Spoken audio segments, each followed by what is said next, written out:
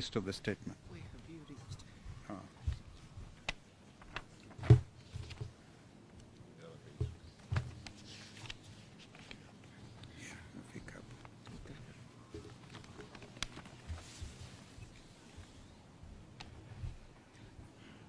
The party further notes,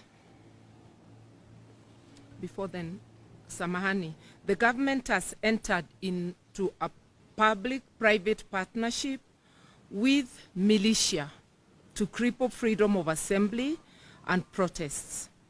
The party further notes that the security withdrawal comes days after William Ruto promised kusafirisha Honorable Raila Odinga and President Uhuru Kenyatta. Indeed, we remain eternally grateful to Mr. Ruto for uttering those words. Out of the abundance of his heart, his mouth spoke. It is a warning. It also comes days after Ruto openly instructed Kenya Kwanza to recruit and arm supporters for a confrontation with protesters. Ruto has called his supporters to Kenya's version of Armageddon. The meeting held at State House last Saturday was clearly a planning meeting. It came up with a clear command, control, funding, and mobilization of resources and people structures for purposes of carrying out genocide. Its resolutions are already being implemented in various parts of the country, where some governors are mobilizing people to counter protesters. It is also taking the shape of greater surveillance being conducted around our leaders' homes and offices, which are being surveyed by people in unmarked vehicles. What Ruto decreed in State House last week is part of what is going on in Sondu, Kericho, and Kisii, Kericho boundaries, where an ethnic militia is being armed against local communities. The militia has protection of the police. The events in Sondu are expected to be replicated in other parts of the country in coming days. We further take note that although Kenya is not at war, all police and other security officers have been recalled from leave to deal with protesters. The provisions of the Constitution on the right to protest notwithstanding, Ruto is at war, not just with Azimio, but with the entire Kenyan population, especially those who do not support him. We appeal to our neighbors in the region not to join Ruto's war against Kenyans. Our neighbors must not supply Ruto with tear gas and ammunition to fight Kenyans. Our crime is only that we have challenged Ruto to bring down the cost of food, reconstitute the IEBC in a way that includes all players, also to audit the last year's presidential elections and to respect political parties. As leaders, we have reached the decision that we shall fear not those who kill the body, but are not able to kill the soul. So, even with the intimidation of withdrawal of security, Azimio confirms that the protests planned for Wednesday, tomorrow, Thursday, and Friday this week are on as earlier announced. We appeal to the police to be professional, to resist being turned into a killer squad for hire by politicians and a regime suffering acute legitimacy deficit. We appeal to our police to maintain their professionalism, that's once again, that has been seen from some of its members who have participated in UN missions across the globe. with enhanced individual careers and who have lifted the image of our country.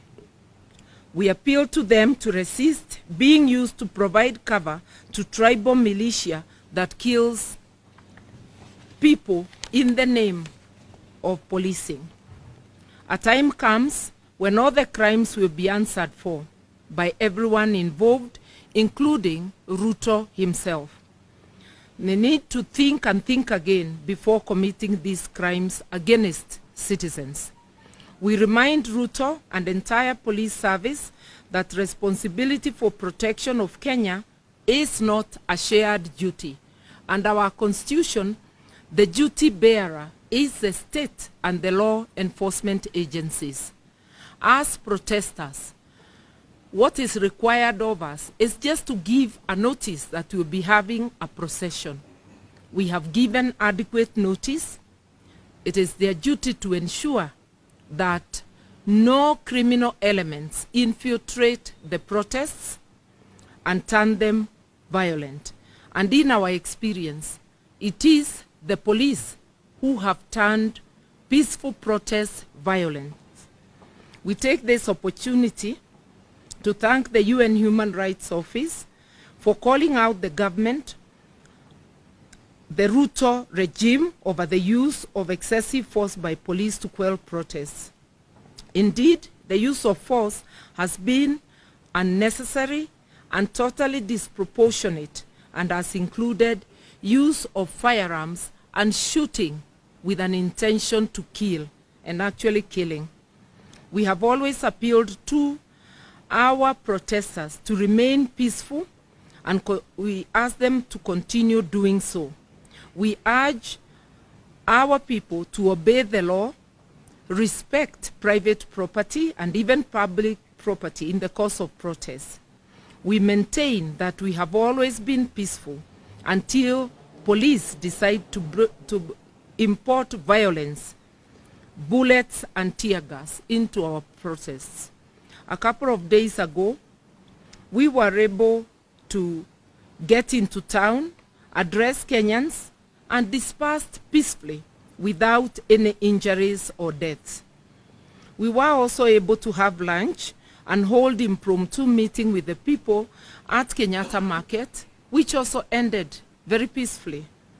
Because there were no police, all our engagements are peaceful until the police show up and unleash violence. We reiterate that we have instructed our lawyers to prepare and institute legal proceedings against police officers who have gone against their constitutional duty of protecting life and property of Kenyans during protests. In this regard, we are appealing to all Kenyans of goodwill who have photographic or video evidence of police brutalizing citizens to share the same with us to aid the case that our legal team is working on.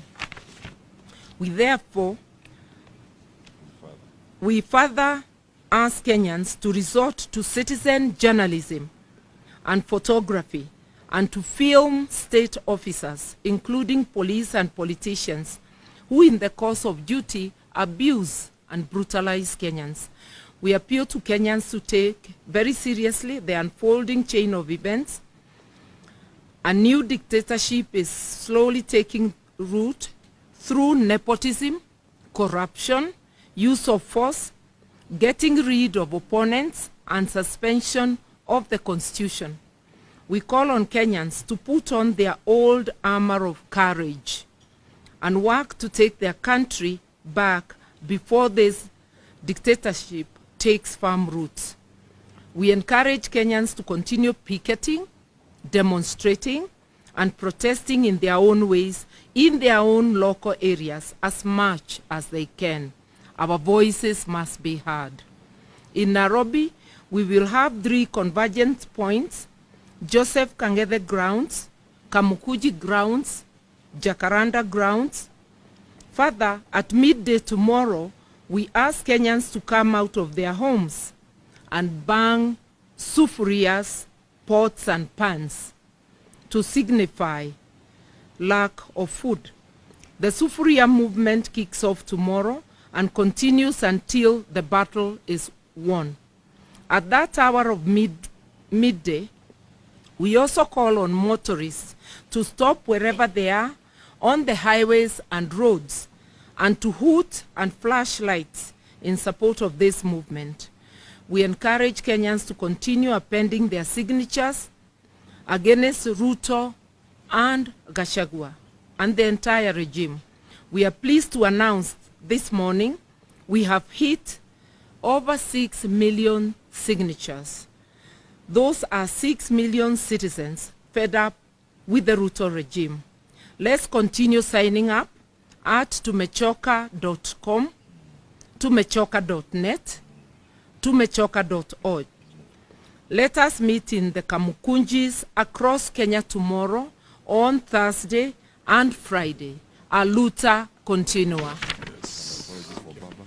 And before we sign off, apologies that our leader, the people's president, is not with us. He is in other engagements, critical engagements, and we spoke with him and we are going to report to him the progress so far. Asanteni sana.